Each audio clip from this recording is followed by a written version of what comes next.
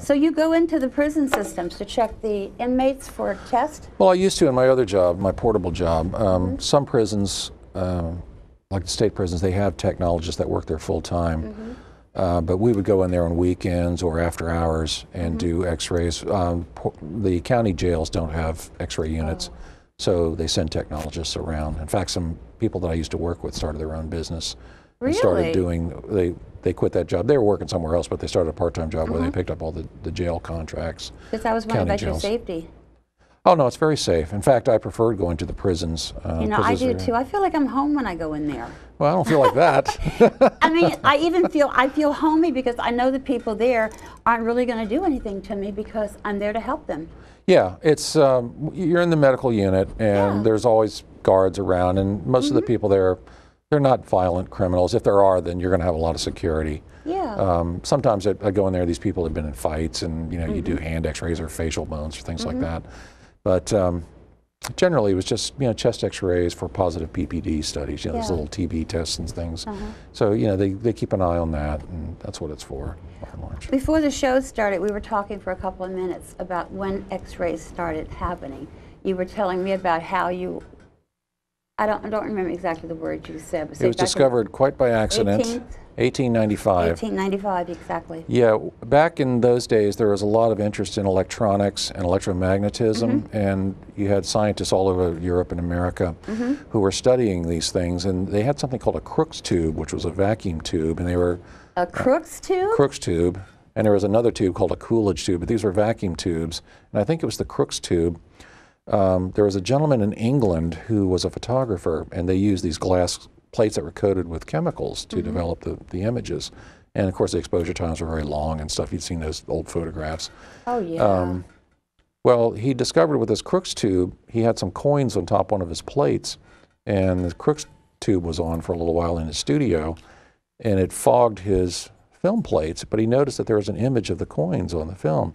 And he made a note of it and noticed it, but he didn't do anything further with it. There was another gentleman named Wilhelm Röntgen from Germany. He was a physicist.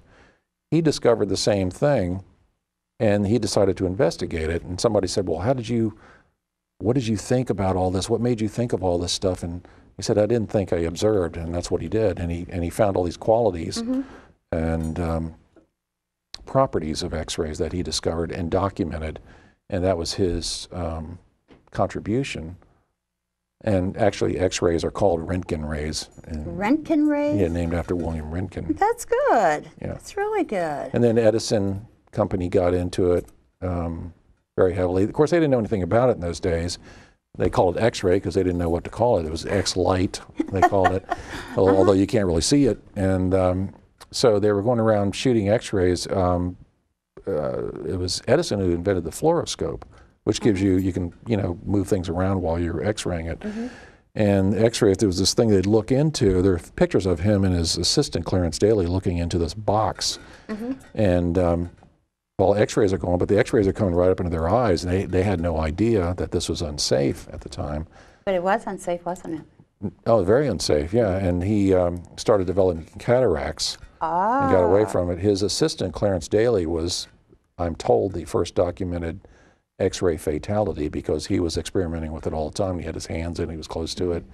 And then they started discovering later on as the years went past, the more they started using x-rays, that doctors were getting sick, they're getting leukemia and stuff like that. So then they started developing protection measures. Right. You know, so how long did it take them to really come up with, I guess they're still checking what we're doing right now. Oh, sure. Everything needs to have changes in it. Yeah. Well, back in, you know, the early part of the 20th century, it was not unusual to do a series of x-rays on pregnant women to check the size and the shape of the fetus to make sure it was, you know, situated the right way. They used to do a lot of x-ray. They had shoe stores where they had these little boxes, these x-ray boxes, and I still see people occasionally who remember these. Really? Who would come in and to get the proper shoe size and fit, they would do an x-ray of your foot in the shoe store. My God. The kids would do it while they were with their parents. Hey, let me do that, you know. And then, so, we should have that now. No, because I wouldn't get shoes that hurt my feet, would I? I'll take my chances. Take your chances.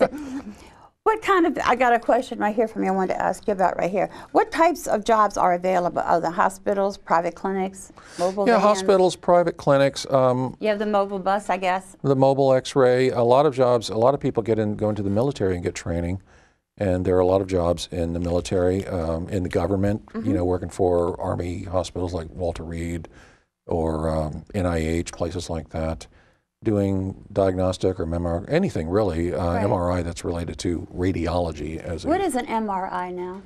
That's a magnetic resonance imaging, and that's a whole different thing. It doesn't use X-rays at all. What does it do? Basically what it is it has coils in it that pick up the magnetic resonance from hydrogen ions in your body. Your body's made up mostly of hydrogen, and I don't know that much about it, but I've read about it a little bit. They put you in there, and Isn't that like going into a box? well, or a tube, depending on the shape of the thing. Yeah, that can be scary. A lot of people are afraid of that. Yeah, there's a lot of problems with claustrophobia, but they Yes. they try to help people with that. If the doctor can give people medication to calm them down. We've had a few people like that with CAT scans. And CAT scans, you just go in, you come right back out. Right. So You got CAT scans of the brain?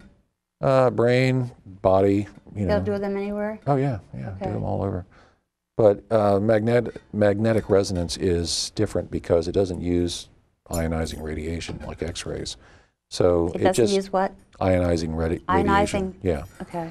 So what they do, somehow it picks up the vibrations that are like little radio signals from your body, from the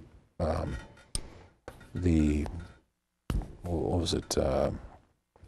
The atoms that hydrogen atoms. Is what I'm trying to say. Looking for that word. And it picks them up in the coils, and then the computer reconstructs the images by assigning a density number to it, and that's how they do it. So. Do you think a person really needs a chest X-ray once a year? I don't, unless they have had a positive PPD study. It might not hurt. What's a PPD again? That's the TB test that you get on your arm. Oh, the TB test. Yeah, I don't okay. even know what PPD What about stands for. smokers? Smokers, I don't know. I'm not I've a doctor. never smoked in my life. Yeah. It's not up to me to really say whether they do or not because I'm not a doctor, and I don't know. It depends on what's in the patient's chart, their lifestyle, their history, that only a physician would really know. I don't know if they're... When I was in portable X-ray, let me put it this way, I used to see a lot of people who would get what were called annual chest X-rays in nursing homes. I don't really know if those were necessary, but I'm not a doctor. Again, I don't know their history. How many nursing homes did you go into, Doug? Oh, tons of them. Tons of them? They're client nursing facilities, and a lot of them are chains, you know, like Medicare and places like that. So, boy, I would do over 225 cases a month, you know. That's a lot. My gosh, that many people in nursing homes. Oh, yeah. Oh, I had no idea. Sure. I had no idea. And there are other companies around the area that do them too, so there are a lot of What do you nursing think homes. about mammography done on a woman once a year? As long as it doesn't do any harm and keeps you one step ahead of getting cancer. breast cancer, That's right. I think it's probably a good thing. Yeah. And the new machines that come out, from what I understand, are very low dose radiography machines. So I think they're fairly safe. And they usually don't, I mean, at our facility, I know they do the minimum amount of films of films that they deem necessary. And then if they see something that they want to look a little further at, then they might order another film or two. But they try to keep it to a minimum. Again, it's the ALERA concept that they try to follow. So. Would you believe our time has come to a close? I believe that. You believe it? We've been here for 30 minutes. Feels like 5 minutes. But I want to thank you so much for coming. thank you. I've learned a lot myself from you today. I want to thank everybody for watching. Until next time.